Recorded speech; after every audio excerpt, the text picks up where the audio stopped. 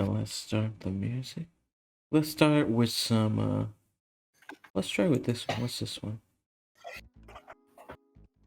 Oh man, I'm so happy that you made my name in red. It's not. Yeah. No, like really. Oh, really? I like it. I like that my name's in red. Thank you. Thanks. I like it how your picture is also deep fried. Of course, my picture had to be deep fried. It's part of the theme. Yeah. Now, if we can only get a video filter for Edgar. I know, right? Yeah. One day. One day. Hey, welcome, ladies and gentlemen, to another episode of the Grandstand, but not just any other episode, a brand new episode, our first live episode of 2020, ladies and gentlemen. I am your host. It's season 2! It's season 2! Season 2, ladies and gentlemen. Season 2. And of course, I'm here with my two lovely co-hosts, Robin and Will from South Texas. Hi. Hello. Hi. First things, what happened? Oh yeah. What did you people do? What did you guys? We went on hibernation for a couple of weeks during the winter. You know, just chilling, just doing our regular thing, napping, eating, playing stuff, getting everything, and then shit just happens. It's like, what the I fuck? went to sleep as I do every year from December 29th all through January 21st, and everything happened. What were you people doing? I was in slumber. I wake up to dozens of calls, many text messages, and a carrier pigeon informing me what has happened. And you let this happen? Guys, I gave very strict instructions. Don't eat my cake. It's mine. That was the first one. And then number 2, don't do the stuff. But the stuff has been happening. We've had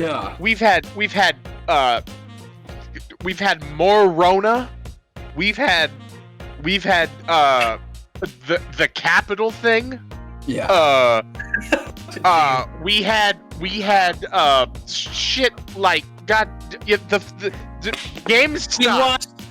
We had the GameStop thing, fucking, and then we lost the great batter, Aaron. Oh god, his name is slipping up. Oh god, I'm upset at myself. I think you mean. Let me save you. Hank Aaron. Yes. Yeah, there you go. Yeah. You were gonna make a point, and it was gonna be really great, and then you forgot his fucking name. I blame the vaccine. I'm tired. You blame the vaccine. Okay, yes. That would be Hank Aaron. Yes. The man, the myth, the mighty. The man who broke the record of Babe Ruth's home run record. The first one to do it. Yeah. Let's just say, I think we're all thinking it's "Suck it, babe." Or are we not? I don't. Well, maybe we are. Well, I mean, the great Bambino. I mean, Babino. He's still well respected, but yeah. Well, whatever. Fuck, Hank Aaron though. Screw him for leaving the Red Sox and going to the Yankees. But whatever. He's the reason why the Red Sox got the curse.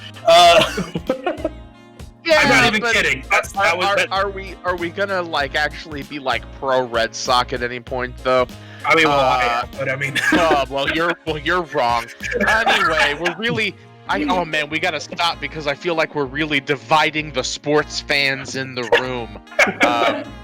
Anyway, sports. Get it? EA Sports. It's in the game. It's in the game. Anyway. Oh Lord. But yeah, the stuff has happened. So we're back now, and we can all settle down. Yes. We're back, and we're gonna be on a regular schedule, guys. We're as you can see, we got a new look here. I hope you guys like the new look. Looks like a little retro-y. I like the little lines and the shapes and stuff. And we got some other stuff, some information that we added in the bio. Try to make it look nice and more professional. As it's the new year, we got to give a new look to our good little Grand Slam over here. It's almost as if we're in a whole new season. Yeah, season 2. So we're hoping. Welcome to season 2.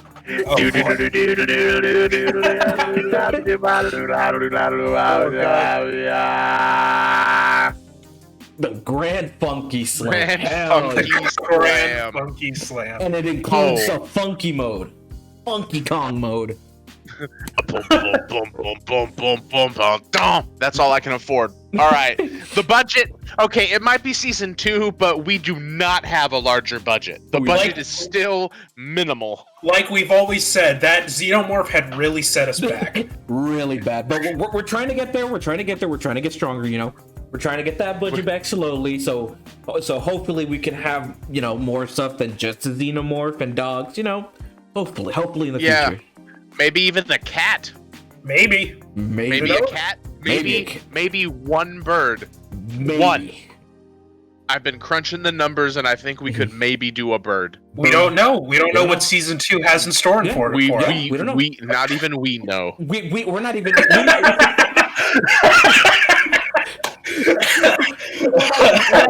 We're not going to be able to, we're not going to be able to show the bird. Maybe the bird will pop up anytime it wants. We will have no control of that, Yeah, it might fly through right now. Yeah. It didn't. No, it didn't. Oh, okay. Well, maybe later. Maybe. But we don't even know. Off screen. It was off screen just then, but it did. It did say something. So just so you know, we do have it on loan. We don't know what kind of bird it is. The people won't tell us what it is. Yep. But it's a loud one. That's all we know. Interjects randomly. Very loud bird. But of course, we do got a couple of little news we want to talk about before we get to the movie we're going to be discussing, which is the Death of Stalin. So we got a lot of stuff, but of course, before we start those, I do want to say that we added these new bots. I'm still learning, trying to get these bots working and stuff. But as if you can see, no technical difficulties, ladies and gentlemen. What did you do? Untitled segment. Yeah, so we're just. I have these buttons that I forgot I need to change the way I have these buttons right now. But season 2. Starting off strong, ladies and gentlemen. Don't worry about the button that was pushed, ladies and gentlemen. This was a test. This was only a test. Had this been a real emergency, you would know. Please follow the doors on your left. But what I put here is also, if you're not able to watch this on time, but you still want to watch the show, we do. There's a link right there to our YouTube channel that you can subscribe, so you can check it out there, and more videos that are going to be in that channel very soon. Also, if you're not in the Discord, I'll try to do it in this other place. Hopefully, it doesn't do the thing that I hope it doesn't do. I got it. I hit the Discord thing. I hope it works. Oh Lord, it did. Yes, it did. Lord, okay. They coming. Thank you. So, also to the people who are not on the Discord but want to join into our community, can click on that link right there, and you get into the Discord, and you can meet all of us. We got a lot of stuff, early notifications, interacting with us and everyone in the community, and more stuff like movie nights and other stuff that grows around there. But yeah, and cake. Yes, we got cake. We do got cake, but also if you're not subscribed to the Twitch, why don't you accept the burger and subscribe to the Twitch channel? We're literally we're as you could say 15 followers away till we get affiliated. Which when we get affiliate, I buy Minecraft, which I have never played. And I'm going to do what is apparently called hardcore mode. Oh yeah. And I don't know what that means. So it's exactly what it means. And I don't know what it means. Like, I don't know what normal mode is. Oh, you're in for a treat, my friend. So, yeah, well, okay. But that's yeah, if we get it's to a 50 try. followers. Yeah, if we get to 50 followers, I'll do it. Yeah. Also, I did notice my boy Polar Bear is in the, or Polar for short, in the chat. I did see you there. Yes, I know I did an epic fail. My bad, guys. Well, I promise it won't happen next time. I promise that. I'm not making such promises. Yeah. But anyways, let's start with some news. There's one I know Will and Robin, a lot of us, and I bet a lot of you guys, if you guys are on Twitter or on Reddit, kind of know what's been going on with this GameStop stock thing. I'm not. Hence why we were talking very politically before the show started. because that was the pre-show, which is not the show. Yes. Yeah. But now This we're is going to the talk show. about. I'm kind of hoping Robin and Will can, tell me in dumb English terms for my ape brain to understand what's going on with this stock thing. Oh, Will will have a better understanding of it than I would. Okay. So this is how I understand it. There was a hedge fund, and the hedge fund wanted to do what's called a short on GameStop's stock. That means they borrowed stock, which was, let's say, at the price of $10. Mm-hmm. And then they sold that stock at $10. Then they thought that the stock was going to go down. And when it went down, they were going to buy more stock at the lower price to then give back to the people they borrowed from, thus making a profit. Pretty simple. Okay. If the stock was at 10 and they sold it at 10 and they bought more stock at 5, then they've made $5 of profit on an individual stock and they bought a whole lot of stock. Okay. People on Reddit saw what they were doing and they said, essentially, screw these people. They're bad and we don't like what they're doing. And then the people on Reddit, gamers like you and me, just got together and bought a shit ton of GameStop stock. So much stock. And the price went really up.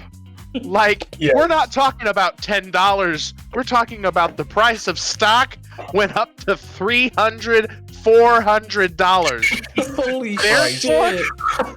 Therefore, the hedge fund people, remember them. Okay, when they borrowed the stock at $10 and they wanted to buy more stock at $7 to make money, they had to give the stock that they had sold. Okay? Remember, because they borrowed stock. Yes. They borrowed the stock at 10 and then they sold it and then the stock went up. They owe money because they have to buy the same amount of stock that they borrowed. So now that stock's costing them way more than it cost them originally. Oh, damn. And they are, and this is a technical term, fucked. Holy shit. And Okay. they are, and again, this is the technical term, fucked to the tune of about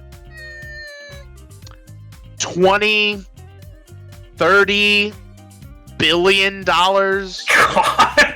Fuck. Yeah, that's the tune that they're dancing to. Now, some of those people borrowed more at the initial price than they had in reserve. Let me So let's say they bought $20 million worth of stock. Mm-hmm.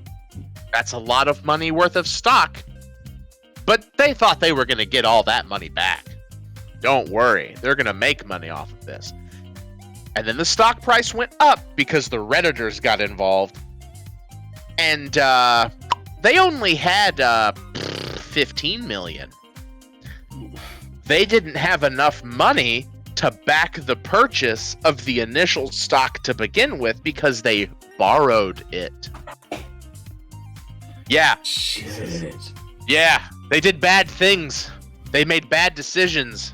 Maybe they shouldn't have eaten so much avocado toast.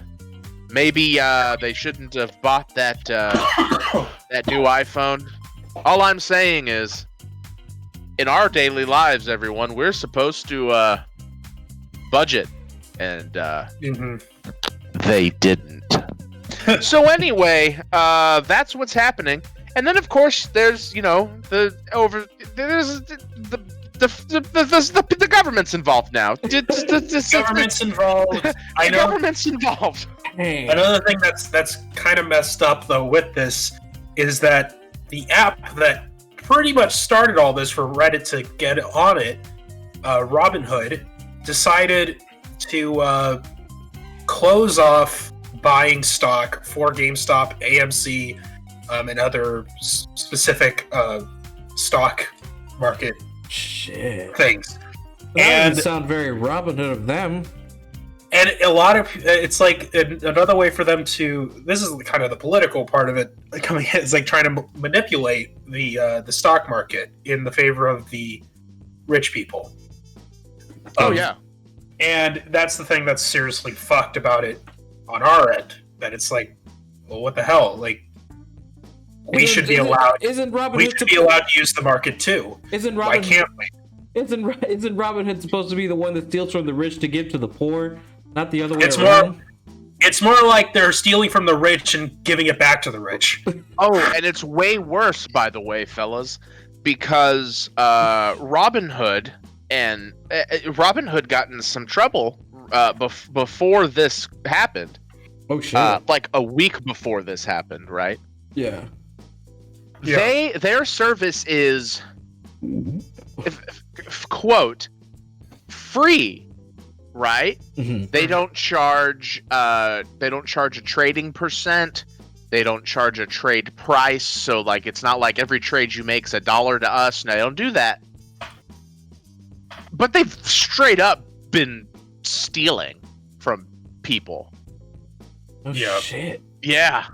So like a lot of people caught on. I think this pretty like a couple days ago, like yesterday, when all this block trading was starting for AMC and all them. Like, I remember having a couple of friends that were trying to get into the GameStop thing, and then when they started to block it, I think all that started coming out from the week before, and a lot of people are just now saying, "Well, fuck Robinhood. I'm not gonna use it." Hell yeah, Polar. All my homies hate Robinhood app. All my homies hate it. And the thing that makes it worse is that apparently Dogecoin, which is another stock thing, was starting to go up again. It was like last time I checked, it was like at 8 cents, and they're trying to get it to $1. But Robinhood did it again, and they blocked any purchasing of stock in Dogecoin. What the fuck? Yeah, so it's FUBAR. FUBAR, which again, a technical term. Yes. So yeah.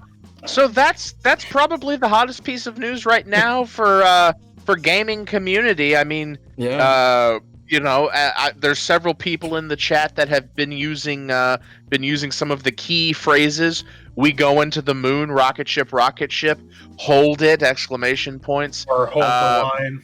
Yeah. Another one is Diamond Hand. Diamond Hand. So, holy shit.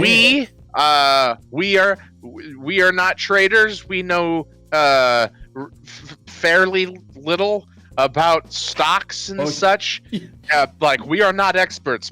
folks. Don't come to us and be like, "What should I do? I want to be involved." No, you go to somewhere else. We are not. You get out of here. You go to that Reddit site You go talk to them. They're the one who's doing it. I'm just the one who burps and eats food and does a podcast. I don't know stocks. I don't even know what a trade is. I don't know what a FUBU is. I don't even like game storks. Anyway, it's too late, but to those that it's too late, but to those that if you do have stocks, don't sell them. Yeah, don't sell them yet. Well, go for it, guys. Again, we are not traders, so I'm just gonna put that out there. I don't know stocks. All I know is food and sleep. Hell yeah, food and sleep. That's all you know what? I sleep. I go sleep. I go sleep. I eat bed. I'm eating right now. I'm having a ship. I need to get a water. Hang on, I'm sorry. Well, it looks like Robin's getting water, even though I have a water right here. Oh fuck! Let me always get hydrated. Don't spill it on your computer. Yeah, I'm sure it's gonna be, and everything's fine. Anyway, so yeah, that's GameStop. And the whole thing, y'all. It's a really interesting story. Yeah. Weren't they also getting stocks from AMC theaters and Nokia? Yeah, and actually, here's the thing about AMC, right? Yeah. Reddit and the investors from Reddit straight up saved AMC from like bankruptcy. The sudden influx of capital from the price of their stock. Yeah. Because it's the pandemic. People aren't going to movies. I would say complete bankruptcy because they already submitted for bankruptcy like earlier in the year. Yeah. Yeah, but like from what I understand, they took some of the price, like the income they had from the stock prices, and they offset some debt that they had. So like they're a little bit like their heads just above water now, and before they were floundering. And like Rico said, it's the same thing with GameStop. GameStop. Yeah, because GameStop was already closing down a lot of stores. Like I think it was like 100 or 200 stores around the United States, I believe. Mm-hmm. I'm just glad that the one here in town didn't close down. Yeah, I feel like the GameStops that are in like small towns might stay up longer than usual. College towns, man. The college towns are gonna be. It's gonna be like Hastings. Yeah. Hastings held on in college towns until it didn't. Unless for some reason they build a Best Buy in Kingsville, then I would see GameStop going down. But I don't know. They're opening up a Chick-fil-A here in Kingsville. Oh yeah, Chick-fil-A. It's like because I hate their politics. I can't help it. Their food is just really good. Ooh, you have no idea. I used to work in that place. Oh, nightmares. But anyway. But there are some other gaming news that I do want to touch on that also got huge. Before we get to our movie stuff, it's a game that I feel like I'm excited for it. I think I know Robin's excited for it. I don't know if Will's. I think maybe Will is excited for it. I don't know if he is. Which is recently they did a Resident Evil Direct where they showed the brand new Resident Evil 8 in full. I will say about the Resident Evil Direct, it was lackluster and bad. The only thing that was good about it was that we got to see gameplay footage of Resident Evil 8. Then they also showed like this other game that's for the 25th anniversary. And you get it if you pre-order any version of Resident Evil 8. So if I decide to get it next week, I'm going to be able to play it. Oh shit. Let's talk about Reverse. That's what it's called. Let's talk about Reverse first. That's I don't know about that. Usually, it's always with Capcom. Whenever Capcom so dumb. It's a third-person multiplayer shooter game, team deathmatch style. And this is, I don't think this was the best thing they should have done especially for their 25th anniversary.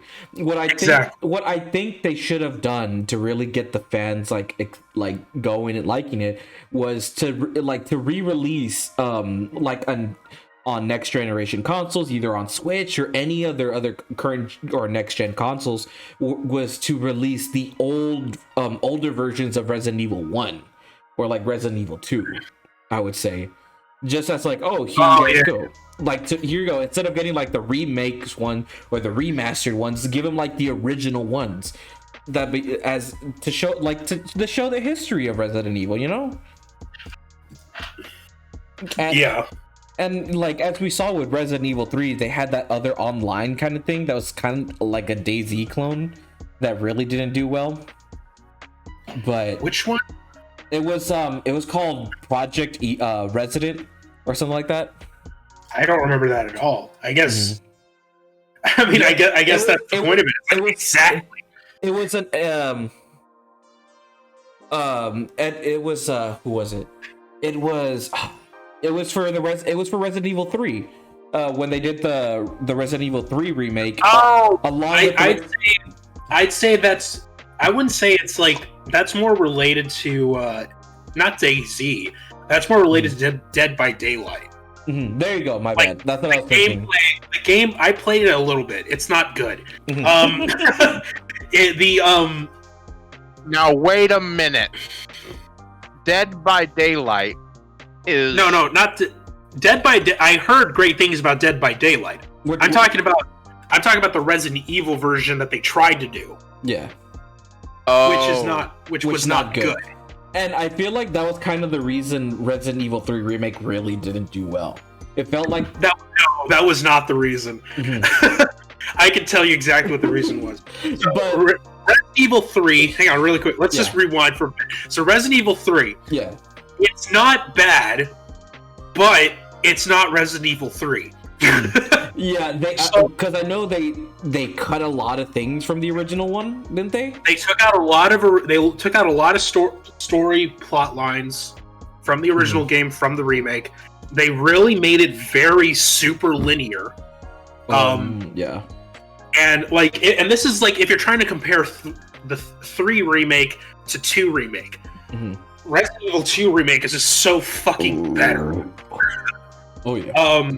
There's also absolutely no replayability because I thought maybe it's like Resident Evil 2, maybe there might be some extra stuff they added. Nope. They took more stuff out and there's just not much replayability to it. And what I've heard, you've heard the rumors of Capcom doing a Resident Evil 4 remake, right? Have you heard of those? So I heard what I've heard about the remake was because what Resident Evil 2, I believe, and Resident Evil 3, the remakes, they were produced and made by another company that's with Capcom. I forgot that. I don't know which company it is, but I know it was alongside with that. That's what Resident Evil 3 was. I know that the second one, was made by them. But they took their time making it, and then Capcom wanted to get the third one out. Yeah, so they rushed it. They rushed the process for the third game. And apparently, by the way Resident Evil 3 remake was reviewed or how everyone reacted to it after the game came out, they basically Capcom took out the company that was going to work on the 4 remake, and now Capcom themselves are in full control of it because they don't trust how they were going to make the 4 remake. Yeah. So basically, and I'm kind of glad that's happening because I'm hoping.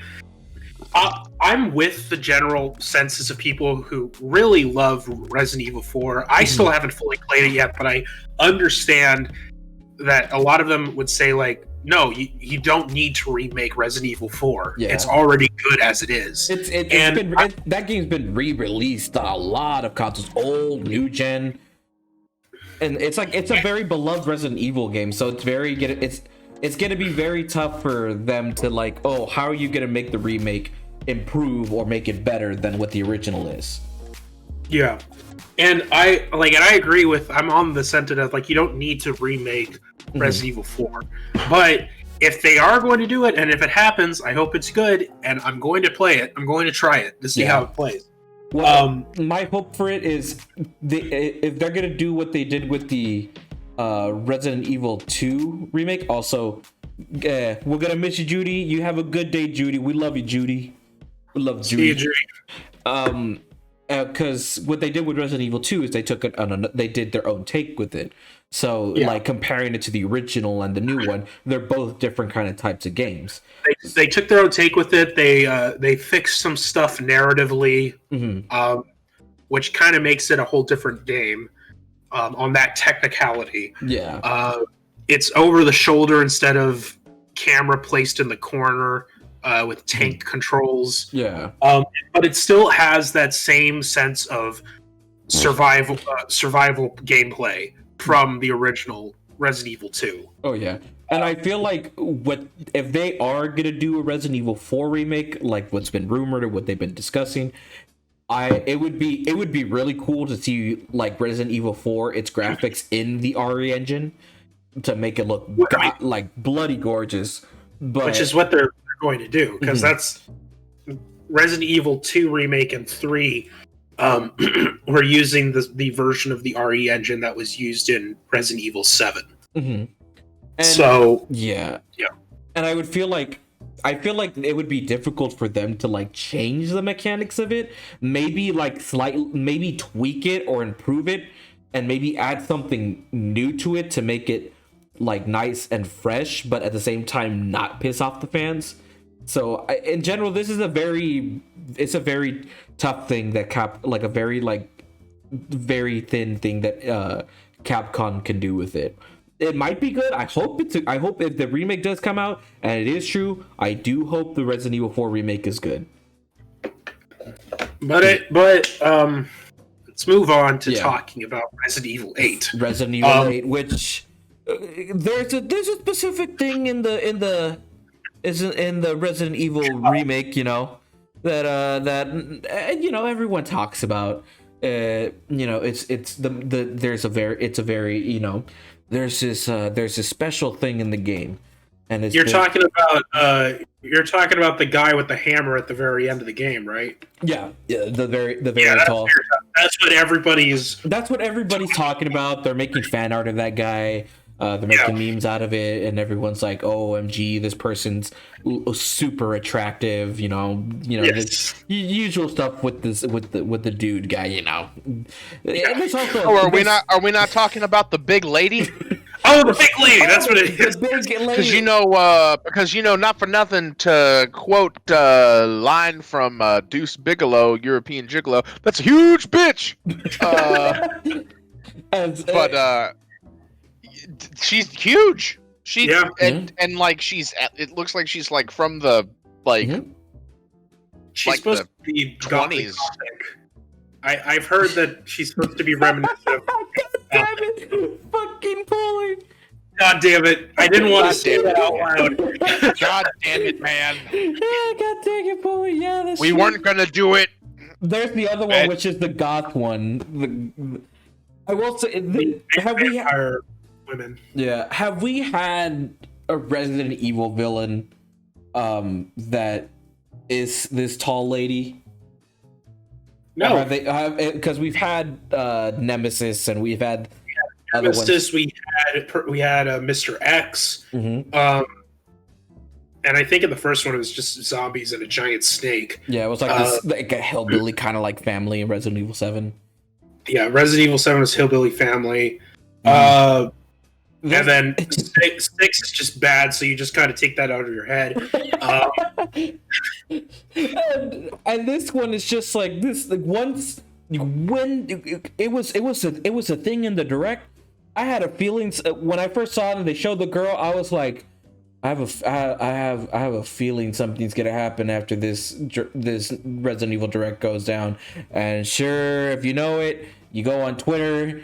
and you see nothing but the memes and the fan art. And I guarantee if you go on Rule 34 and you type whatever that tall woman's name is, let me just say, I can confirm. there's a lot of inappropriate, not safe for work images or meme videos about her. Yeah. And Yes, indeed there are. Now I want each and every single one of y'all to put your hands on your computer monitors or on your cell phone. We're gonna have a prayer circle right now to get the devil out of you.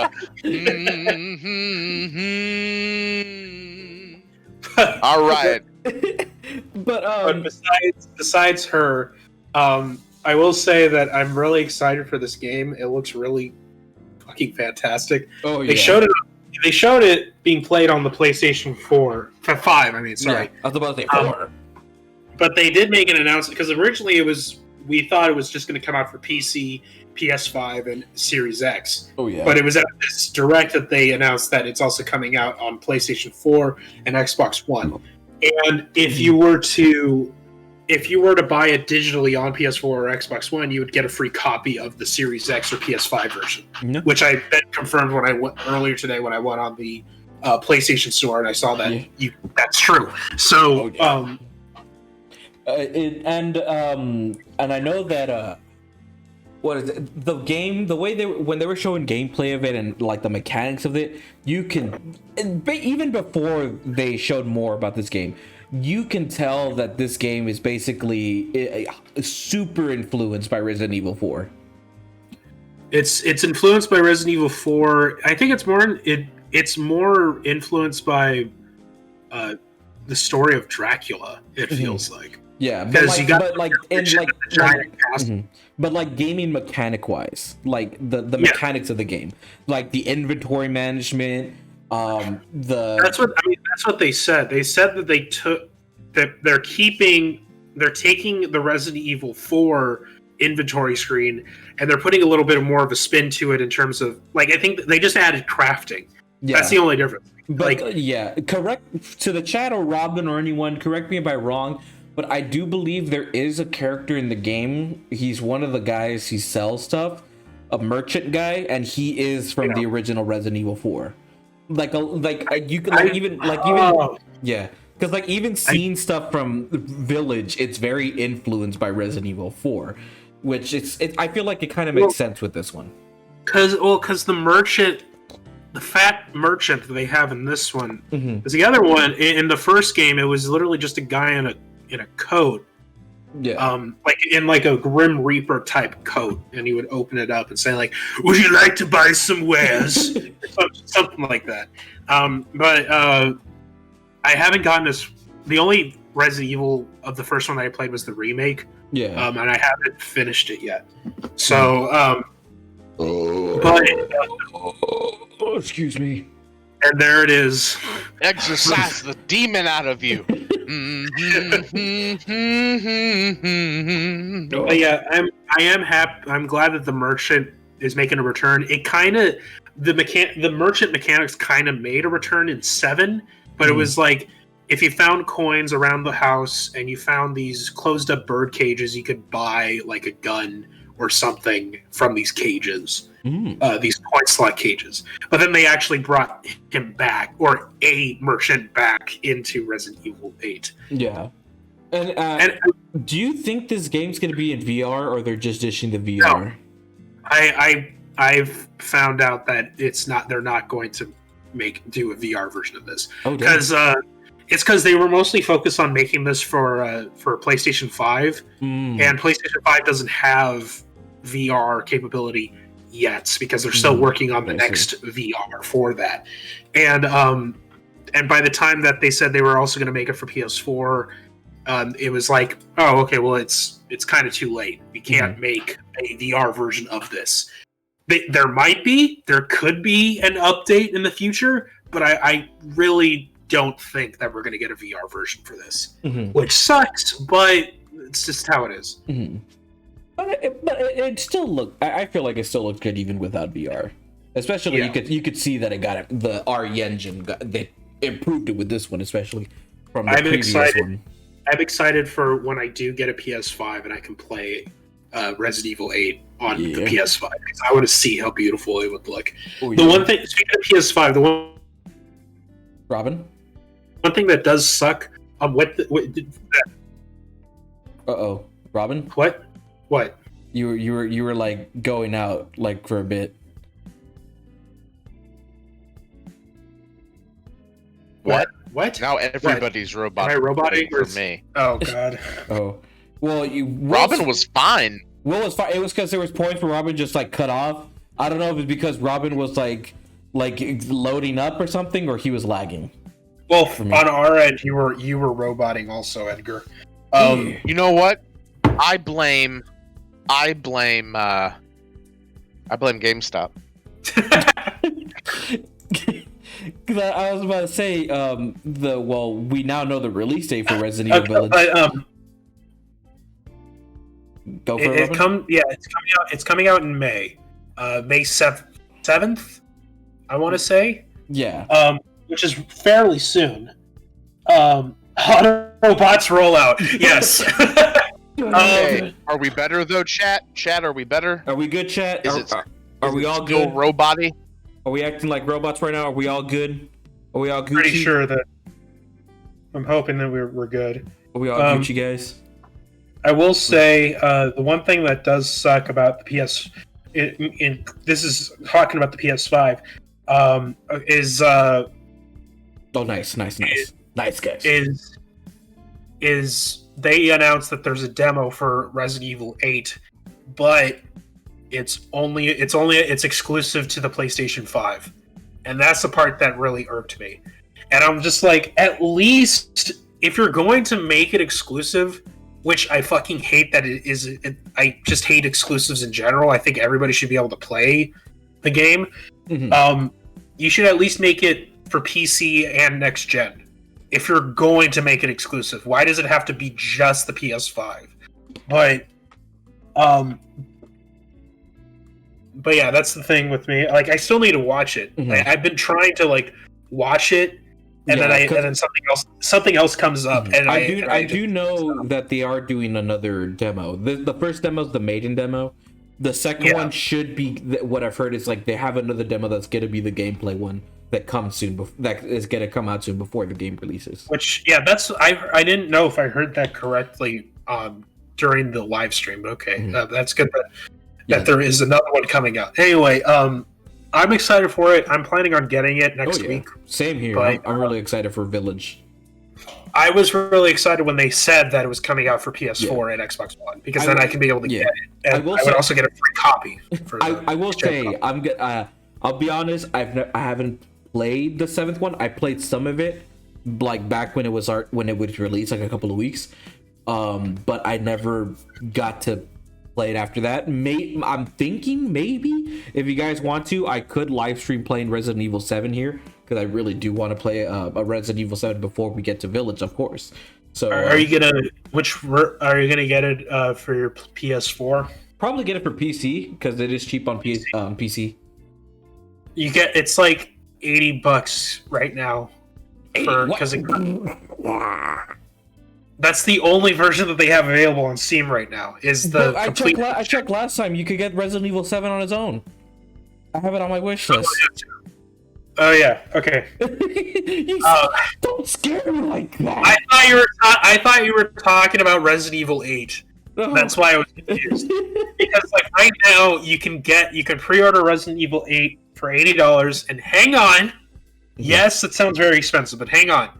That's because the only version available right now on Steam is the Complete Edition, which is Resident Evil 8 plus this DLC, extra pre-order crap that comes with it, and you also get Resident Evil 7 Gold Edition with it.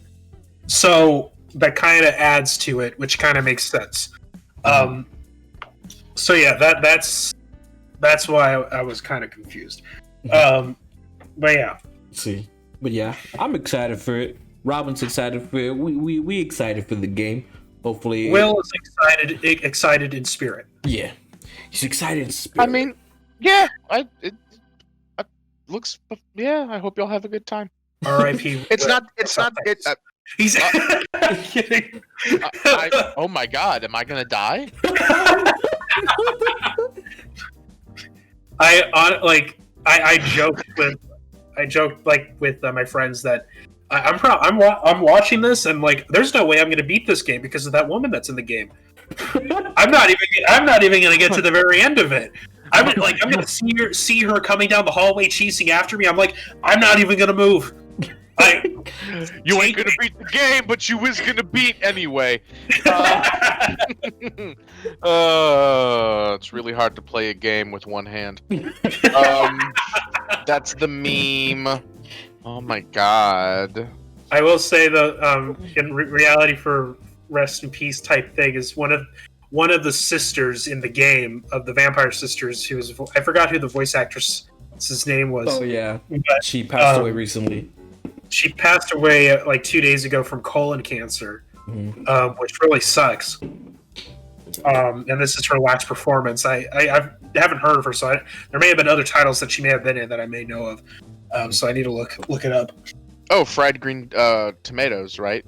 Wait, who are we talking? I think I got transported to another reality for a brief moment. Who are we talking about? One of the sisters.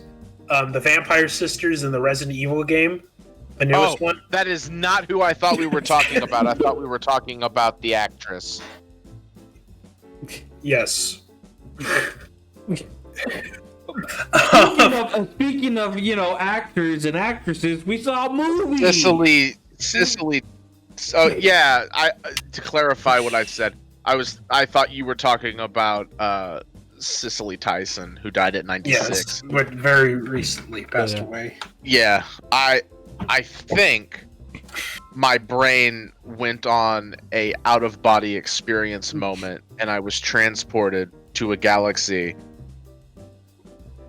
where I was looking at memes. Damn. But speaking of which, I'm about to post a dank-ass meme in the Discord. So if you're not in the Discord and you want to see that dank ass meme, you should all just join the Discord. Boom, jump in the Discord. There's the link. Boom. All right. Hey, Edgar. To back up for a brief second. I was wondering, Edgar. Yes. Demi. We watched a movie recently. Yes, we did. We did see a movie. We did. We saw a movie. And I'm just gonna very quickly fast forward. Shoots the guy. Anyway, so that means nothing to anybody yet. But Robin. Robin. Well, we watched the movie, which was suggested by. I'm trying to see who suggested it. I think it was Cloud. Was it? Yes. Was it Cloud? Cloud from Final Fantasy I feel like VII? this movie. Yes. So Cloud9 suggested this in our Discord chat and our movie suggestions chat. We watched the movie The Death of Stalin. The Death of Stalin, which is available on Netflix. Came out in 2017. It is a comedy movie, and inspired by the true events of how. I mean, practically basic. Just it's what also happened when Stalin died. The movie the movie is based on a French novel, on a French comic novel that I saw right here, and I'm like, oh, there's a novel about this, which is the same name but in French. Yeah. So, Le Death of Stalin. I'm so sorry. Not how it's pronounced at all, but but we saw the movie, and woo. Yes, woo. I do like woo. What? We. What? Woo. We. Oh no, woo. We. What is Rico's talking about? I don't. I think you know what. I'm gonna step in for a quick moment and say we're moving on. Yes. We watched The Death of Stalin. Yes, we did. We saw. And I have seen this movie before. I have seen this movie before several times. Oh. So this wasn't a new movie to me. But was it a new movie to either of y'all? This was my first time watching this movie. This is my second time watching it. Yeah. It's just a really good movie. Mm-hmm. And I will say, I did enjoy myself with this movie. I don't think I loved the movie, but I did really enjoy it. I enjoyed it. Because I guess I didn't have expectations going into this movie. I was like, okay, I've had it on my list on Netflix for a good while, and I've always heard about it. So I'm like, let me go check it out. Let me see what this movie's about. Let's check it out, because Mr. Cloud recommended it, and let's go watch it. I will say it is a very niche movie because it is about a specific event in history. Mm-hmm. And not a lot of people are into Soviet history, and they don't know a lot of the names of the people. Yeah. But it's fun. I mean, it's got okay. Let's go through a little bit. Oh my God, demon. It's got Mr. Jeffrey Tambor. It's got Steve Buscemi. It has Jeffrey Tambor, Steve Buscemi as Nikita Khrushchev, Jason Isaacs as Georgy Big Papa Zhukov. We also had Michael Palin as Molotov. Yeah. Sorry. Okay, you have got to take an antacid, my friend. Like Jeffrey. So the whole. Let's just start out. Okay, the start of it. So. It starts off in being in a concert hall, with music being played, and then these two guys that are running it, making sure that things are going smoothly. One of the main guys gets a phone call saying, "Look, the Joseph Stalin wants a recording of tonight's concert." And the thing that's at that point that's funny about it is that the concert's about to end, and they weren't planning on recording this at all. It was a live broadcast. Yeah, wasn't recorded. Live broadcast. It wasn't until Mr. Stalin himself was like, I want this recorded. And then they're like, oh, fuck. Yeah. So the guy runs out of the sound booth and goes up to the band and just goes, "Don't leave. You're not allowed to leave." And then he starts yelling at all of the people that were sitting in the concert hall to sit back down. Sit down. You up there, sit down. Do not defy me. Sit down. Do not defy me. Yeah. Oh, it's so fucking good. It was funny. I liked Steve Buscemi in this movie. I really liked him in this movie. I am surprised that Steve Buscemi did a pretty good job at playing Nikita Khrushchev. And they do a really cool thing with I mean, this is kind of a wider lens. This isn't like what happens in the movie exactly, but like with his character, because in the beginning he kind of plays second fiddle to, oh God, what's his name? To one of the other council members. The big guy with the glass that runs basically. Wasn't it Bursel or something like that? Anyway, there's another guy on the committee of the and he kind of, no, not Barry, and not him. One of the other guys. When you know him if you've seen the movie. He's the guy who comes in and he like pushes the door open at one point and he goes, "Get out of the way, you fannies." Anyway, he plays second fiddle to him because he wants him to be in charge. And then as the movie progresses, Steve Buscemi's character, Khrushchev, takes over completely. And I know we're getting a little bit ahead of ourselves, but Are you talking about Malenkov? No, not No. Malenkov. Malenkov's like too far gone at that point. Okay. Which McCoyan? McCoyan? What? Paul Whitehouse? Played by Paul Whitehouse? I think so. How does the character look?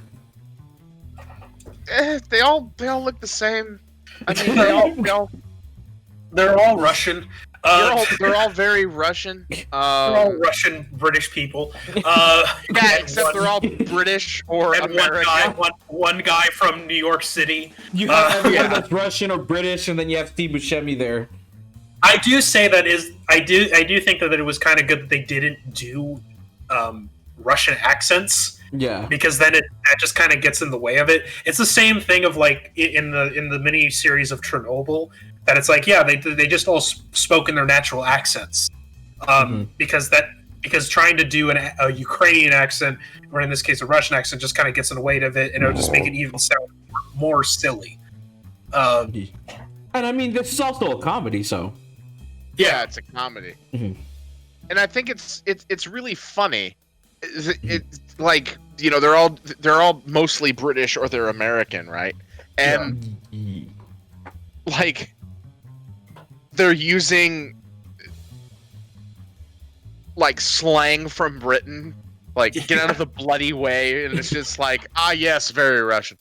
But it's just the for the story, just the madness of what went on, from his death to picking Khrushchev as to eventually become the head of state.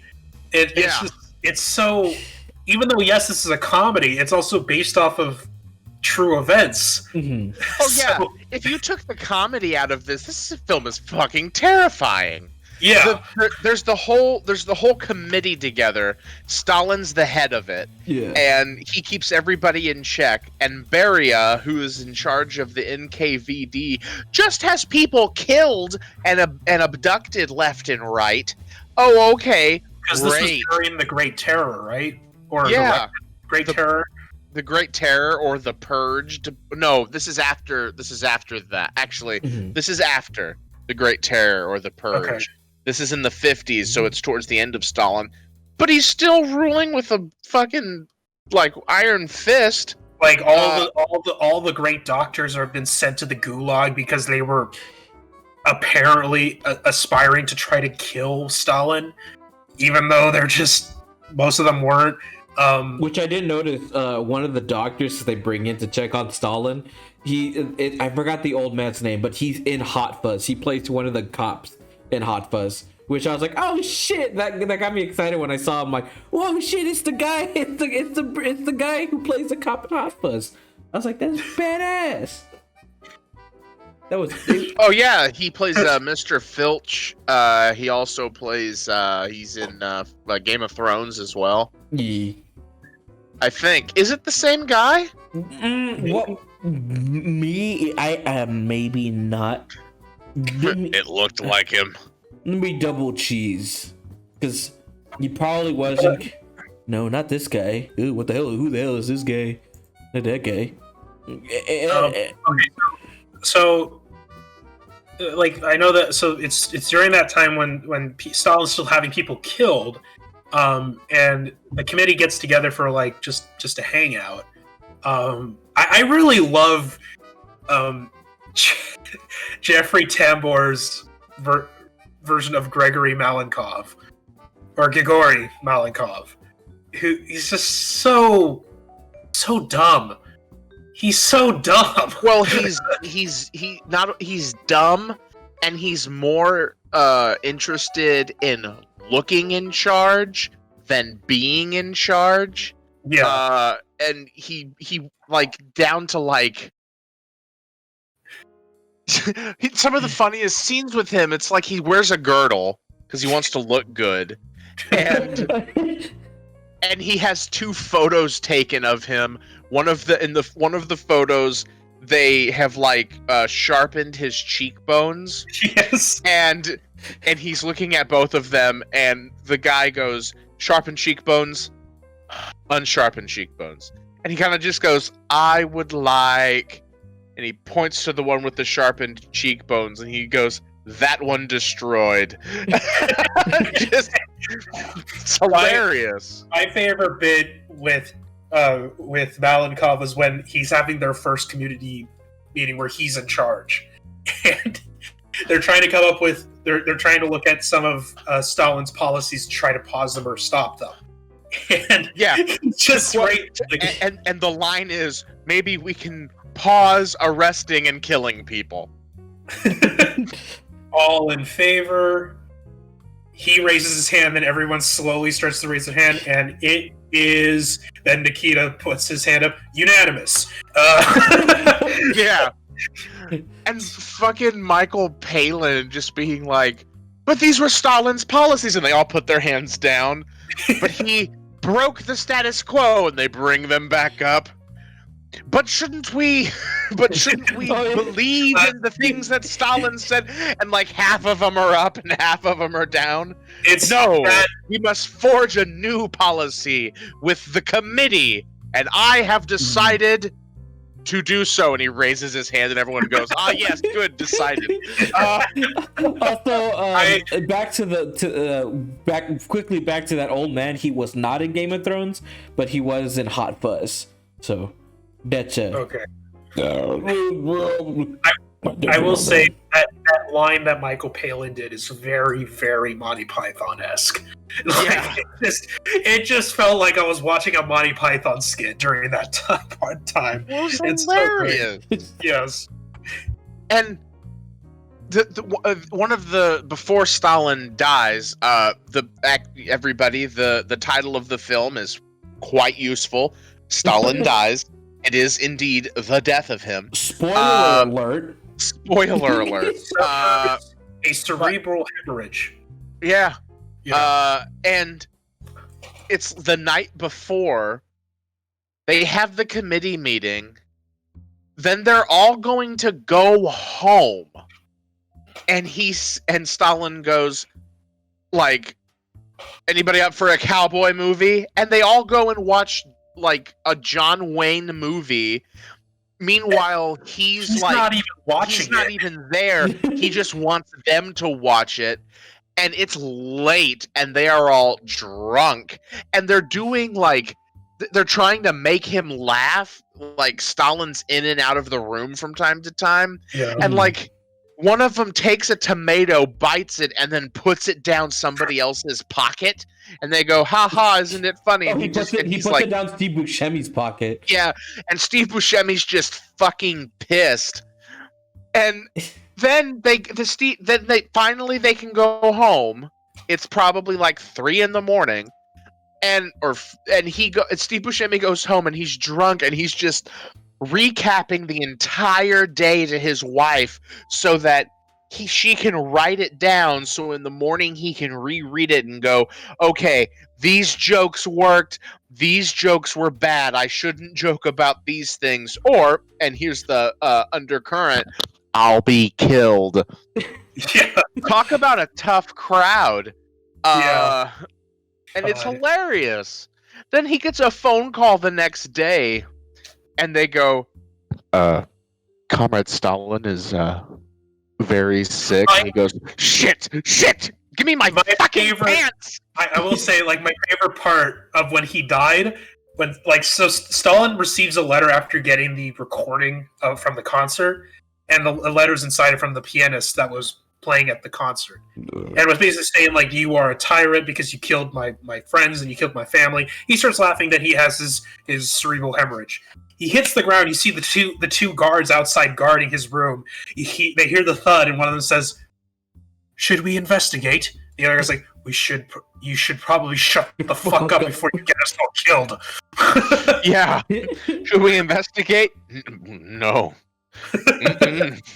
We're not going in there. I remember I was even talking to my mom about it. I said, like, this is the legacy of what Stalin did.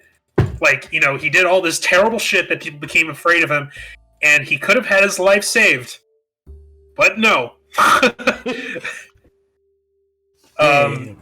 He is just a terrible, terrible person. But anyway, I thought that was that. Fuck Stalin. All my homies hate Stalin. Oh, it's a small little thing, but it's the next morning.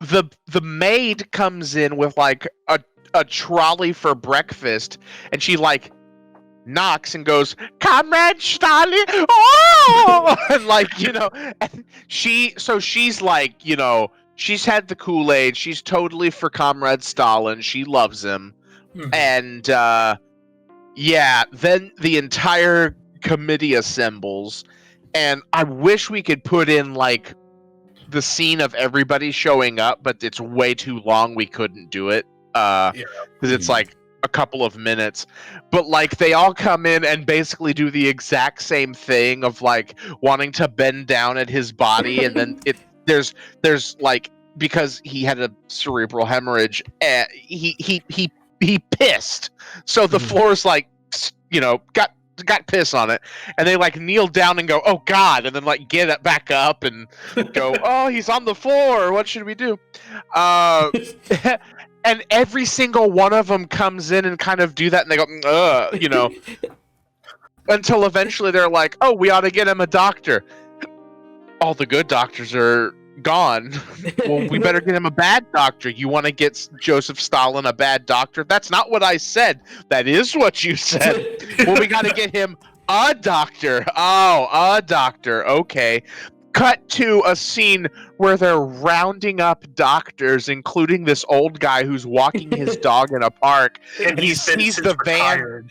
Yeah, he's retired, and the van pulls up, and he sees them, and he starts walking a lot faster, and they get out walking towards him. He's starting to run. He fucking abandons his dog, and they get him, and they go, "Ah, yes, thank you. If you'll come with us, please." And he goes, "Well, I'll give names." Like, you know, I'll give names.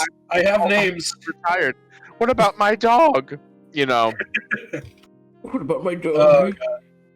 Then later, what's her name?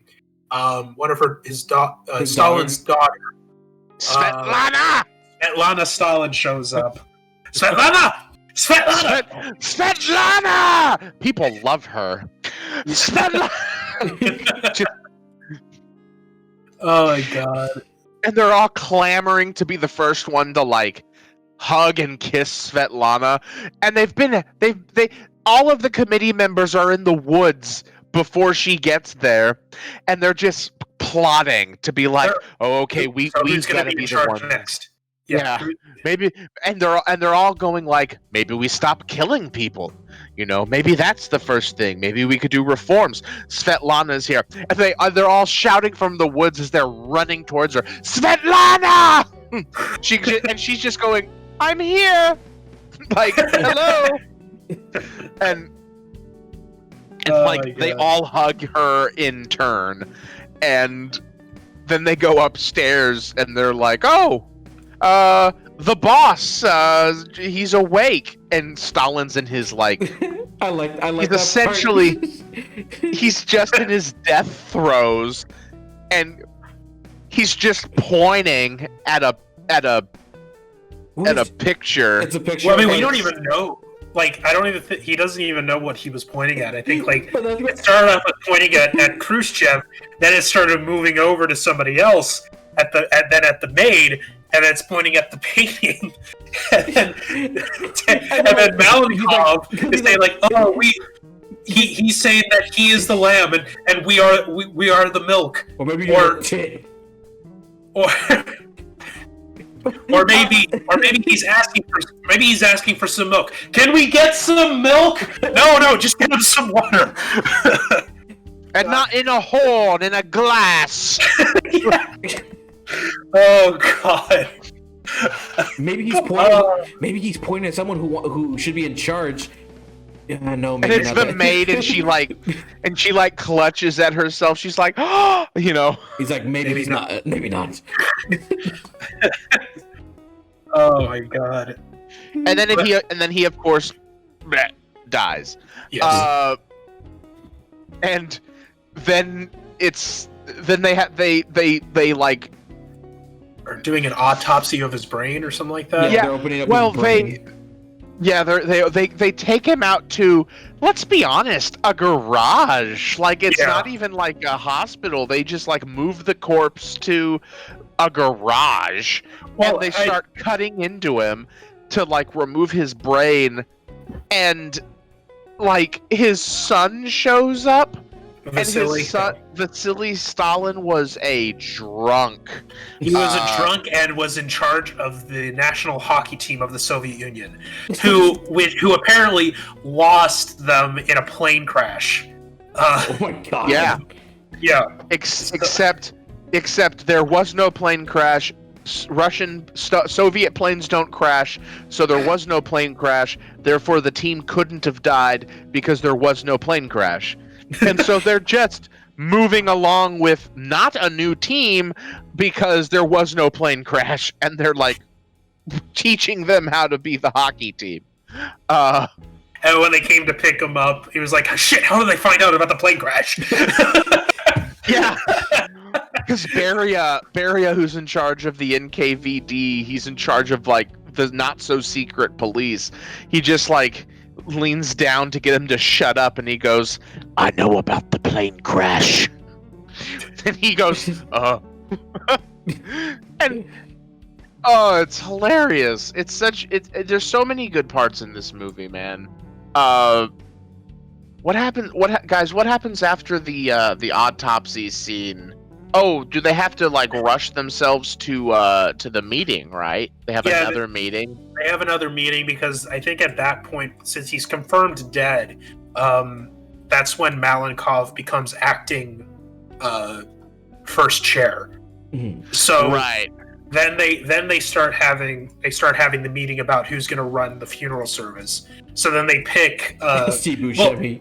Steve Buscemi. Yeah, it's like I'm not going to do that. I have so many other things that I have to do. Well, I mean, you're the one guy who said that maybe it should be somebody else still agrees with Malenkov. It's like, I mean, I think you'd be good at it. I mean, Yeah. I think you'd be quite good at it, and it's unanimous. And like when because it has to be like, that's the thing. There's a line in the movie, factionalism is bad. Stalin hated factionalism, so everything has to be unanimous, right? And so the next thing is like cut to him planning the funeral, and it's Steve Buscemi's character, and he just doesn't give a shit about this funeral. He wants to have the funeral, it's important, but he doesn't give a shit about like, oh, where should the flowers be, and there's gonna be which color of red drapes do you want? Yeah. Do you want rouge? Not rouge. Rouge? Not rouge. And he goes, I don't give... What part of you makes you think I give a shit about this? And then the rest of the committee comes in and he goes, yes, rouge. And he, like, walks towards them. And they're just, like, picking out all of the curtains and the drapery, are we? He goes, very important. And then... It's this part, I don't know for y'all, but for me, it's this part of the movie where the plotting and the backstabbing and the hustle for power really starts to pick up, because the NKVD has shut down Moscow. Like, they've told the army to stand down, so it's the NKVD at all of the army posts. They've shut the trains off into Moscow. All of this is by Beria's orders, right? Yeah, because Beria's trying to become in charge. Yeah. Right, he wants to be in charge, or he wants to be the guy in charge, but he's not the one in the seat. So it's like Malenkov who's in the seat, but he's Malenkov is yeah. I would agree with Will with this, because like I think you guys like this movie more than I did. Like I didn't hate it. I really enjoyed, and I laughed. I really enjoyed like Steve Buscemi in the film and everyone else doing it. I guess I wasn't really too invested in it, but it wasn't until that part that Will was talking about, where like things are like getting at it, like the funeral's about to like the whole funeral session's about to start and everything, that's when it started picking up, and I'm like, ooh, okay. I'm like, I like Just these. like I like how Zukov makes his entrance. He just Oh, it's glorious. throws his overcoat off, and it just shows like his title, and he has all these medals. Like time to show Moscow that the hero of Russia showed up, or something like that. And then I remember saying like, I may be smiling, but I just put the gif of it in our announcements. But Field Marshal Zukov, just boom, fucking glorious, and then he tugs on his coat, and all the medals just jingle up and down. Yeah, Zukov is the best in this movie, right? Like, he's not in that many scenes, but he's amazing. And there's the great scene between him and between Zukov and Steve Buscemi. Steve Buscemi said, like, he asks Zukov, like, hey, I'm gonna make the trains I'm gonna make the trains work so that all of the people can come to see Stalin, and he's like, well, who's allowing you to make this order? And he goes, me, I'm gonna do it because fuck Beria, essentially. And he goes, well, I'm going to have to report this conversation because it's factionalism, and you should see the look on your fucking face. I love it. Let's do it. Yeah, I mean, he was showing that he, like, earlier, because he was showing that he really fucking hated Beria for doing that. It was like, I may have a smile on my face, but beneath me, I am very fucking pissed. Yeah. I mean, I'm smiling. I am very fucking furious. Yeah, he's the best. His character's the best. He has the best one-liners. Well, I'm going to represent the entire Red Army at the buffet. It's good. Right after he just beat the shit out of Vasily Stalin. He had it coming. Yeah. Quite enjoyed it. Yes, I beat him. Quite enjoyed myself. And then he goes off to eat. So there's the backstabbing and during the funeral, Beria invited the bishops, or to quote Michael Palin, why in God's ass would you invite the bishops? And because the Soviet Union was very much anti-church, right? And Steve Buscemi's just like, I didn't invite them. Who the fuck invited these boyfriends of Christ? and it was Beria. Beria, did you invite the bishops? Yes. He's just so fucking snide and terrible. And just switch me places, Matt Malakoff. No, we'll make it look like a part of the ceremony. Oh yeah. The most awkward fucking thing. He just like steps forward, steps to the side, stands right in front of Malenkov, and Malenkov just goes, What the fuck are you doing? He goes back. Oh. He goes back. He goes, I told you I wasn't moving. Oh. So good. Who brought the boyfriends of Christ here? Yeah. Who brought the boyfriends of Christ? So we get past the funeral, right? Yes, they take the body to the mausoleum, and after that,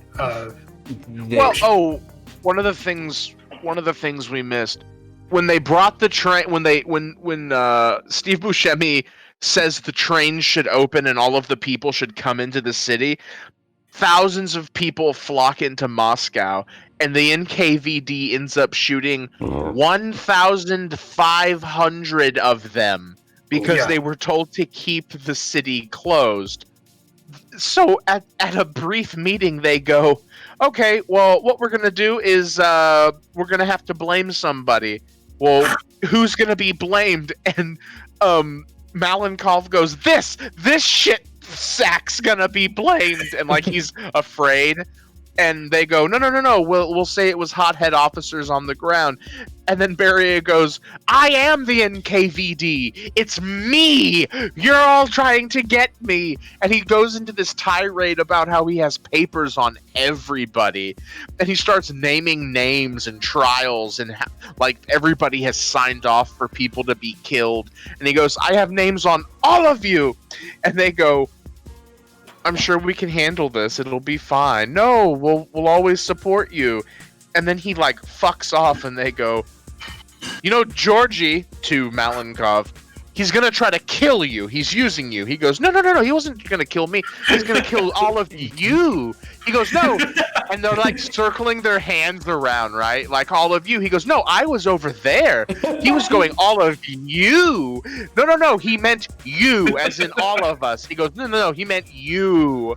Another Malenkov part that I just remembered from when it was right when it was like Vasily is trying to go inside the dinner or something like that, and they're saying like, no, you can't or something like that, and then Malenkov is just like, yeah, no problem.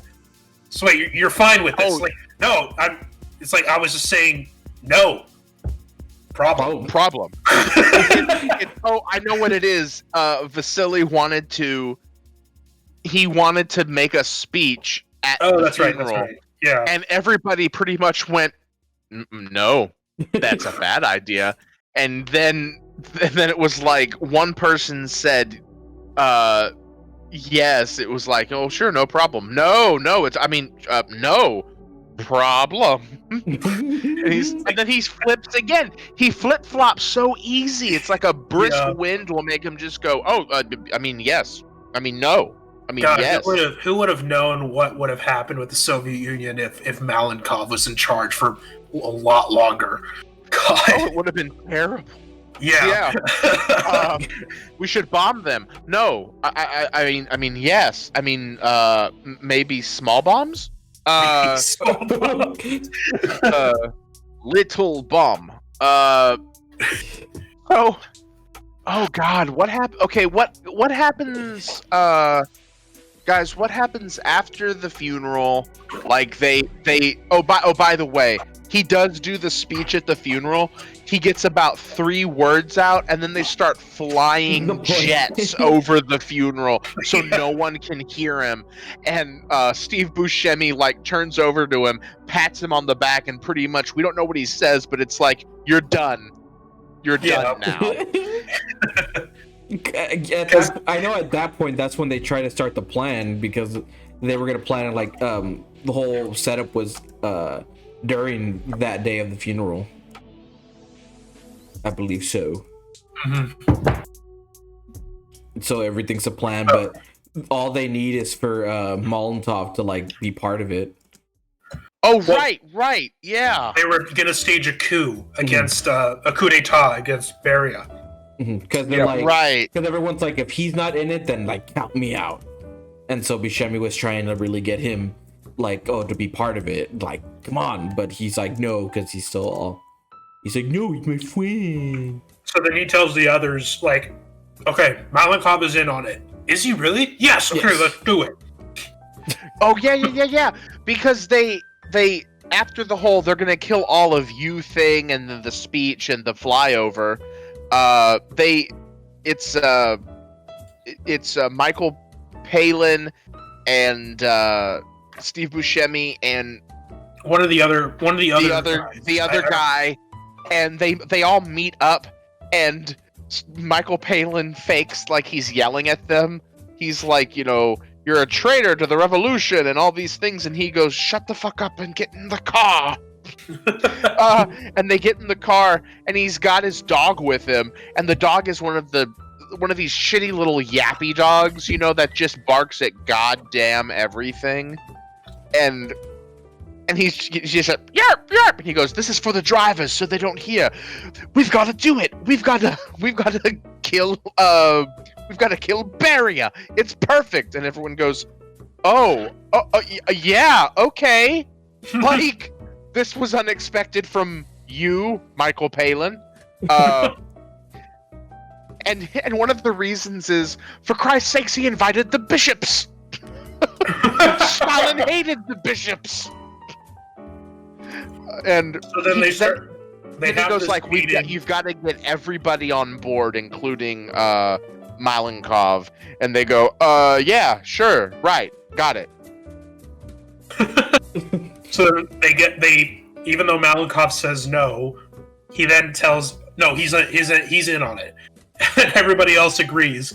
They have a meeting later that day, and then Zhukov sets up a plan where he would sneak in AKs to start the coup d'état, and as soon as they get in there, they start Beria starts realizing what they're about to do, and then he tries to call for help, but then they were able to get him and take him. Oh, God, I'm trying to remember what else. They take him outside, start beating the crap out of him, and they have they basically put him on trial briefly, and by saying that he committed treason of the highest things. He committed 375 rapes, including that of very, very young women. All the way to the age of 7. Yeah, there was probably more, but I mean, because they only listed off a couple. Then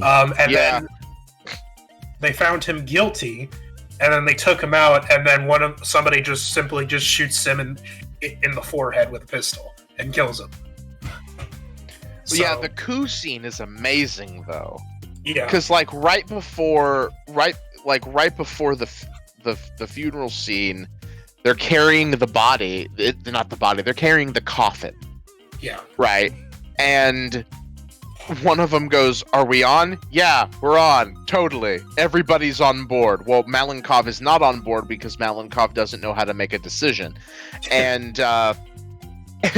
so they go, "Yeah," to Zhukov, and Zhukov nods his head, and one of the army generals is on a building, and he goes, "It's showtime," and they sneak in guns, assault rifles, into the Kremlin, but it's not. I don't think it's the Kremlin. I think it's a different building. I think it is the Kremlin. It is the Kremlin. They sneak assault rifles into the Kremlin underneath jackets. And one of the guys opens up his jacket, and Zhukov goes, "I'll take the blonde," and takes an AK, and then they have the committee meeting. And they're all, they start business, and they go, boom, I accuse Beria of anti-Soviet behavior. And he goes, "What the fuck? What?" And they go, "Georgie, hit the fucking button under your desk." And Georgie's going, "What? Huh? What? What are you talking about?" And he hits the button for him. And they come running in, and they just they got him. And they say, "Take his belt off. It's hard to run around when your pants are at your ankles." And then some NKVD guys come in with a tray of snacks. That's their job at the moment, was to bring in snacks. And they go, "Oh, sorry, wrong room." And they start running, and the army starts running right after them. Yeah, Zhukov just tells them, "Just go and kill them. And so then they take Beria to, I think, the same barn. It seemed like it was the same garage where Stalin had his. Yeah, it looks like the same barn garage thing, right? Yeah. So then but they weren't in the right area. I don't know, but it looks like it's the same to me. Yeah. Mm-hmm. So they do his trial thing because Malenkov wanted to have one. And Malenkov was to say, maybe we don't have to kill him. Maybe we could just have him as a fair trial. And then Khrushchev is just saying, no, look, this is happening. That he's done all this shit to us, so we need to make him pay. And I think the line is it's either his death or his revenge. Yeah. Mm-hmm. And it's oh yeah, this is happening. At one point, Malenkov does kind of side with them after they hit the button, because he just goes, "He's got a knife on his ankle." Yeah. Like scared to hell too. Just he's got a knife on his ankle, and they take the knife away. So then they do the court thing, accusing him of treason as well as committing 375 rapes, and they take him out back. They called him guilty, shoot him in the face, and then burn and then they his went to go, body. and then they burned his body. This is like the more serious part of the whole movie, and then Khrushchev. Khrushchev was telling they're having the army still coming in at this point, right? Like that, like the NKVDs being like removed from their posts at gunpoint by the army. Yeah, they're getting removed from power, in a sense. Which I looked up about the NKVD. Apparently, one thing that doesn't make sense is they ceased to exist in 46, but this is set in 53. Oh, okay, I see. They renamed the NKVD to the Ministry of Internal Affairs, the MVD. And then after 1953, after the arrest of Beria, the MGB merged back into the MVD. The police and security services finally split in 54 to become the KGB and the MVD and all that. So that's interesting. I didn't know that. But yeah, they get rid of him. They get rid of the MVD that are around there, burn him, and then Khrushchev was telling I keep forgetting her name, Svetlana, that look, we're gonna send you to Vienna, and we'll take care of your brother here, because we want you to be safe, and your brother is too unstable to leave the country because he keeps spouting off about conspiracy theories. Yeah, because her brother, played by Orlando Bloom, I mean, that's pretty not Orlando good. Bloom. Is it not? I thought it was. Rupert Friend. Oh, that's his name. Okay, Rupert Friend. He looks like Orlando Bloom. He did. You know. Yeah, he does look a little bit like him. Yeah, you're right. I'm wrong. He's going to be in the French Dispatch, the new Wes Anderson film, which comes out in May this year. Hopefully, cross my fingers. Well, how about that? Yeah. Anyway, Vasily Stalin's a drunk and is crazy, so they're just like, yeah, we can't send him away, but we can sure as shit send you away. And they send her to Vienna. I think eventually, doesn't she come to the U.S.? Let's see. Yeah, she died does. She died in Wisconsin in 2011. Yeah, she's like, for a while she's deemed like this enemy of the state because she defected, even though she was sent away. She was a naturalized American from 1978 to 1984, and then became a British national from 1992 until her death. Huh. Yeah, that's damn interesting, actually. Yeah, it's very interesting. I didn't think that she was. Now I'm actually wondering. Oh wait, no, I remember. I looked up about Vasily Stalin. He died when he was young. Yeah, in 62. I'm assuming alcoholism. Let me see.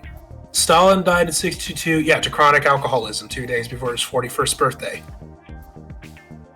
Well, you live by the bottle, you die by the bottle. Yep. But it then showed. It showed like this is what happened after segment where you see Khrushchev sitting in the same concert hall that we started in, and he is now the first secretary of the Soviet, or the leader of the Soviet Union, and then later starts talking about that he is now the seat, and then but he will later be removed from power by by Brezhnev, which the guy is sitting 2 rows behind him, or in the next row behind him. Yeah. Which I think is kind of interesting that they added that, because it's like, oh shit, there's more to it.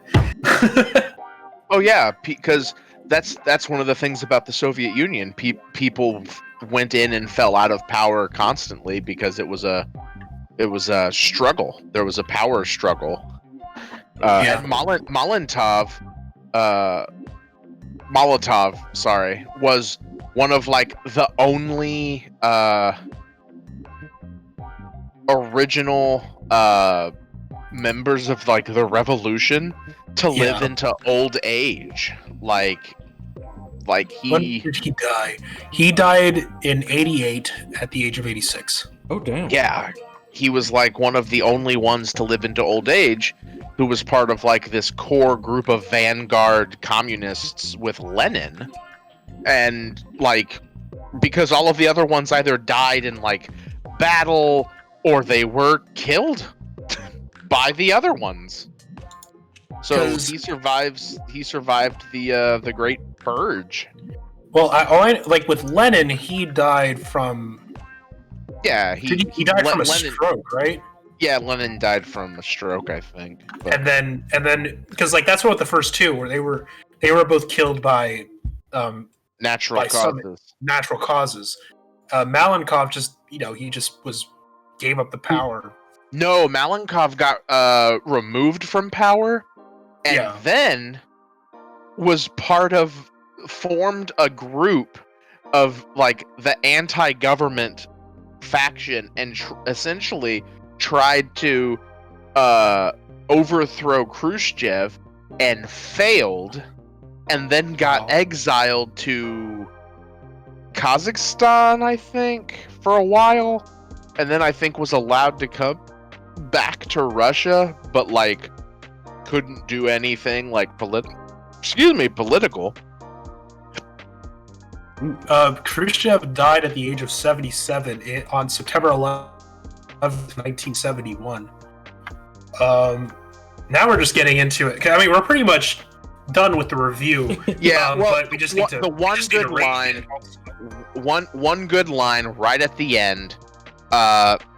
The guy shoots one of the soldiers. Just shoots Beria in the head, and he's dead. And Zhukov just goes, "All right, come out, have a look at him." And they all kind of come out, and Zhukov goes, "Get the cans," and they get some gasoline cans, and they pour gasoline on the body, and he goes, "Who's gonna light?" And he lights a cigarette and throws the Zippo onto the body. It goes up in flames, and they're all kind of like saying one line about like fuck Beria, he's terrible, and Khrushchev goes, "I will bury you in history."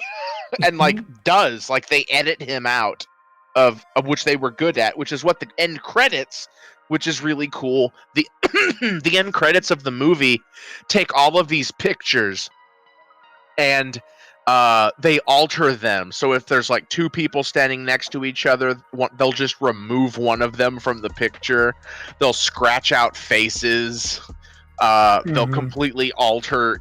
Like, oh, this photo was taken in front of a front of a street, and there were people, and then it's just like, nope, it was in fact in the Kremlin, and they're holding a giant flag now. So it's fun. It's a real fun movie. Yeah, I highly recommend watching it. So I guess we'll start with Will. What would you rate this, The Death of Stalin, Mr. Will? The Death of Stalin is a 5 all day long. I would watch this movie again and again and again. It's funny. It's got enough historical stuff in it where it's like, yeah, it takes liberties, I'm sure. I'm not a Soviet historian. But like, it's getting the high notes of like, these people did these kinds of things. And I love it. I think it's hilarious. I love dark comedies. The bad guys are bad, the good guys are bad. All of the, it's funny. I love it. 5 out of 5. Nice. All day long. Mr. Robin, your overall thoughts and ratings? I would agree with Will, but not in terms of the rating, but in terms of the other stuff that he had said. I'd probably give this more of a 4.3 out of 5. Maybe 4. Round it out. So 4.5 out of 5.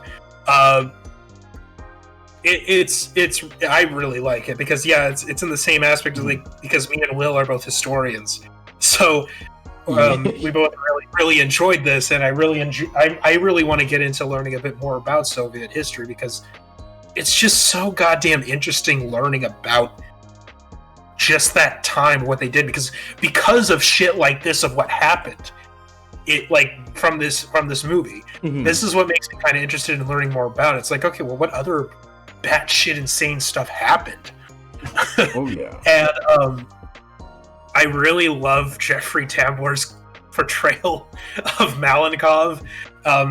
He's still my favorite of the entire thing.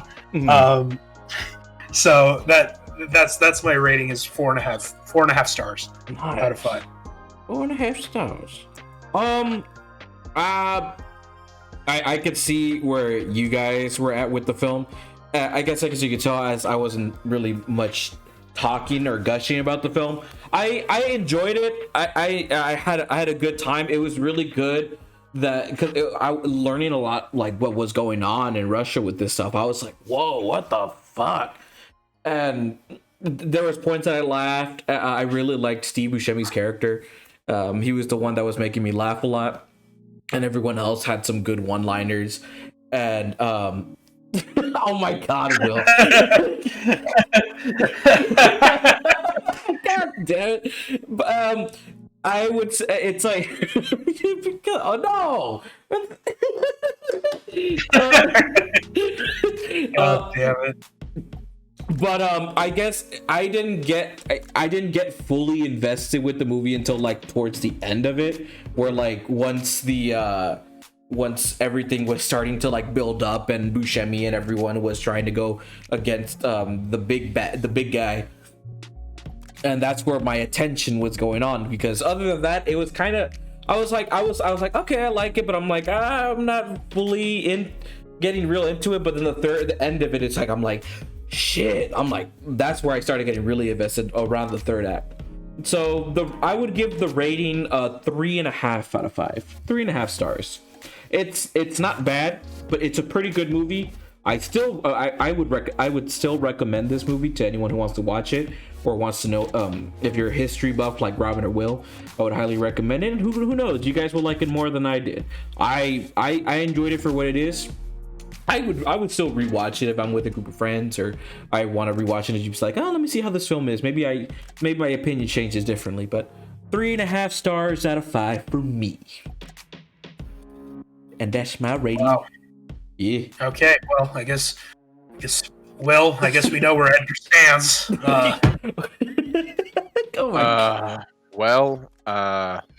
Well, guys, it's been fun being a part of the Grand Slam. Fun. This is the last episode that Robin and I are going to be on, but hey, guess we're never going to get that bird. And I guess what Will put in the chat is true. Edgar's based. It's just it's what it is. Edgar's based and we're not. So oh, wait. Robin. Yeah. Ah! It's that bird. Oh no! Wait! Oh my god! It's a California condor. How the hell did we get an endangered species bird here? This is illegal, right? We're not supposed to have this. Oh god, it's pecking me! It's pecking me! Get it away! Somebody get the stick! Get the stick! Oh god, it flew away! Thank god! Okay, thanks. We used the patented Grand Slam stick to push away the California condor. Don't worry, it's not hurt, because if we hurt it, we will be in serious trouble. Very serious trouble. We would go to jail. the stick is a non injuring stick. It's special. Yeah, it's it's a actually boot- from a it's- California redwood. It's a California redwood I'm just stick kidding. I'm kidding. with a pillow We're kidding. tied on the end. Oh my god. It's not. We're joking. Oh God, we've upset the sports fans. We've upset the bird fans. We've upset Sticks. It's a bad day. Yeah, we upset the band Sticks. They're never gonna. Oh my we're not goodness. gonna be able to see them live. We're never gonna have them on the show ever again. Oh, Yeah, man. it's not. The renegade never gonna has- I mean, something, Mr. Roboto. So, Oh yeah. Edgar, Yes, that is me. Of course. Edgar, since this is the last episode Robin and I are able to be on now, you want to do the thing? Yeah. God damn. Yeah, of course, guys. This we ain't ending it yet. We got one more segment till we go, which is our untitled segment idea. So without further ado, a one, a two, three, four.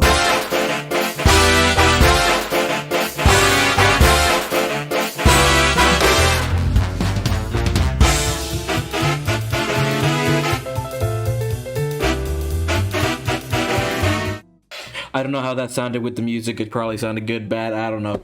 But I work with it. By God, bias. But yes, untitled segment idea.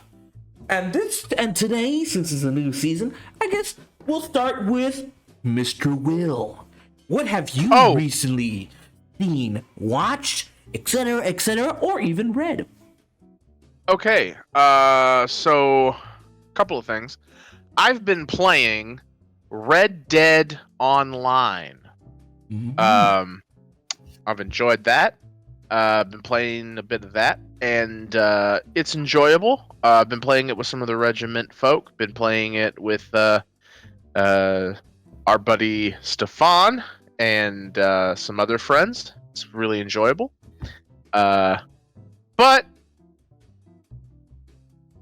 I've also been playing some public matches in Hold Fast Nations at War, which is really nice. Yes. Kind of getting back into that, really experiencing the memes, Yes. the vast quantity of memes. Some good, some not so good.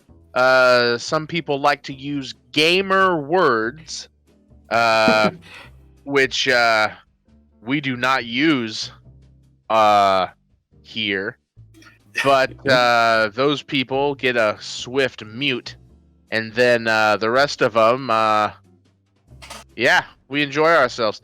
So it's a fun time. I recommend that game. I recommend both of them. And if you're ever on, and if you're in the Discord, you can join the Discord. Yeah. And if you ever want to play, you can let me know. And if I'm free, I will hop on and do some pub match shit. Really enjoy ourselves. So that's what I've been doing. Robin? I've just recently finally finished playing Phoenix Wright Ace Attorney trilogy. Took me about a year and a half to finish it because I start playing it. I played all through the first game, got until halfway of the second game, stopped playing it, uninstalled it, and then pandemic happened, and then I put it back on and I played the second half and got up until the second episode in the third game that's in the trilogy and stopped. Then I played it again this past month, and finally, a couple days ago, yesterday, I believe. Yeah, yesterday I finally finished the game entirely. Oh, nice. And it is a fun game. It was a big distraction from not being able to play a newer version of like LA Noire, because I'm pretty sure Rockstar is probably not going to make a sequel and or spin-off from that same universe and gameplay and all that, but who knows. where you play as an attorney named Phoenix Wright, and a defense attorney specifically, and you take on these cases. Most of them are well, not most of them. All of them are murder cases, and you have to search for clues and then try to get your defendant off of. Try to find them innocent. It's a really, really good game. Highly recommended. It's on Switch, PS4, and the PC. And yeah, get Ace Attorney, Phoenix Wright Ace Attorney trilogy. I give it a 4 out of 5 stars. I recommend getting that game. So that's what I've played recently. Nice, very nice. Edgar. I've been playing a lot of some PS4 games, but the one that I've been recently playing, and I'm still I think I'm close to finishing it, which is Ratchet and Clank, the one that was the movie it was based off the movie, which the movie was based off the game, and I'm really enjoying this one. I've always saw Ratchet and Clank, and I've always wanted to play it, even when I didn't have a PS4. Now that I have one, and there's a lot of games in my catalog that I'm just like, I want to play, and I found it on at Walmart, so I picked it up, and I'm really enjoying the game. It's a really fun game. It's by Insomniac, so it has a lot of polish. The mechanics itself is fun. It some parts are a bit janky when it comes to like moving. It can be more fluid, but the same thing with the cutscenes. It is based off the movie, so a lot of the big, nice looking cutscenes are from the movie, and it could be a bit jarring, which is kind of like the downside with it. But at the same time, it makes me excited because I know the next one that's coming out, the next Ratchet and Clank that is coming out on the PS5 soon, that one's not based off a movie, so they don't have to rely on just getting movie cutscenes and working with that. So that's what makes me excited. But either way, the game is so fun. So far, I'd probably give it a 4 stars, 4 out of 5 stars, or 8 out of 10. I haven't finished it yet, but it's not a concrete, solid rating I have for it. But I am really enjoying it. All right, nice. Yeah, and of course, guys, with that, the Untitled segment idea, we done for the day. And before we go off, want to thank you all for joining us today. If you haven't followed the Grand Slam here, you should give us a follow on our Twitch. And as you can see down below, Will and Robin, you can see their usernames for their Twitter accounts, and you can follow them there. You could also follow the Grand Slam on Facebook, Twitter, and so you can get updates on us. But of course, click on the link to join our Discord. You could join the community again. We do a lot of stuff. We have a fun little community in there, and we just want to continue growing it. Same thing with the Twitch. And if you're just coming in and watching the show, just make sure to subscribe to the YouTube channel, because that's where this episode will be uploaded in a couple of days or two. That it'll be uploaded there, edited out, and you guys can watch it all at any time and anywhere you want on the YouTubes. Make sure to subscribe there too. Any last words you guys would... Oh, weapon? Yeah. No, this is Will. Oh. Okay. I just want to let everyone know that Robin and I had a quick talk while Edgar was talking about ending the show. And we're not going anywhere. Nope. We decided to stay. We're staying. You can't get rid of us. Even though we disagreed with Edgar on this movie, we're staying, baby. All right. You can't get us out of this thing so easy, Edgar, just because we disagreed on a movie. We're staying in. And there's that goddamn bird. Let me just got it out of here. There. Okay. I think I nicked it in the tail feather. Oh no, that's not good, Will. That's a California condor. It'll be fine. I'm pretty sure it was part. Why is the cardinal. tag beeping? What? Why is the what? It's been tagged because it's a California condor. Why is it beeping? What? Oh. I'm sure that's no reason. We guys, we should get out of here. We should get out of here. Ladies and gentlemen, Okay. thank you all for watching. We got to get the hell out of here. Make sure to subscribe, follow us anywhere we go. We love you all. Thank you all for watching. And goodbye, Start the guys. car! Start the car! Go. Bye, everybody. Goodbye. Oh my god.